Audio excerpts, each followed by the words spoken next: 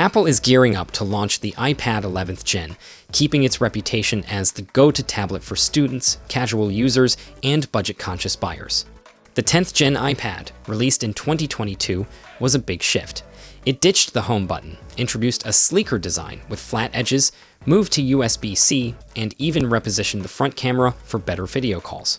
With all those major updates already made, the question is, what's next? A big part of any new iPad release is performance, and the 11th Gen model is likely getting a chip upgrade. The current 10th Gen iPad runs on the A15 Bionic, which is still solid but starting to feel a little old compared to Apple's newer processors. It wouldn't be surprising to see Apple throw in the A15 Bionic, which powers the iPhone 13 and iPad mini 6. That would mean better efficiency, improved battery life, and snappier performance for multitasking, gaming, and creative apps. A more ambitious move would be the A16 Bionic from the iPhone 14 Pro, which would make a noticeable difference in speed, but Apple tends to keep its entry-level iPads one step behind its pricier models, so we're not betting on it. Another area where Apple could make improvements is the display. One of the biggest complaints about the 10th Gen iPad was its non-laminated screen, which left a visible gap between the glass and LCD, making it look a bit outdated compared to higher-end iPads. If Apple decides to upgrade to a fully laminated display, it would mean less glare and a more immersive viewing experience. There's also the dream of promotion, which makes scrolling and animations buttery smooth, but Apple has historically kept that feature exclusive to the iPad Pro, so don't hold your breath.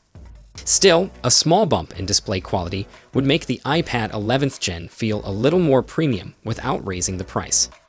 Design-wise, don't expect a massive overhaul, but Apple could refine a few things. The flat edge look is here to stay, but the bezels could shrink slightly for a more modern feel. Apple also loves to mix up color options, so we might see shades like Midnight or Starlight join the lineup. Another thing that could get tweaked is speaker placement. Better stereo sound would make a huge difference for watching videos, gaming, and FaceTime calls. USB-C is definitely sticking around, which is great news for compatibility with accessories and easier charging. The real question is whether Apple will finally bring support for the Apple Pencil 2 to the base model iPad. Right now, the 10th Gen iPad still relies on the 1st Gen Apple Pencil, which requires an awkward adapter to charge. It feels clunky compared to the magnetic charging and improved features of the Apple Pencil 2, so fingers crossed Apple makes that upgrade. Keyboard support might also improve, possibly with a redesigned Magic Keyboard Folio that makes typing more comfortable.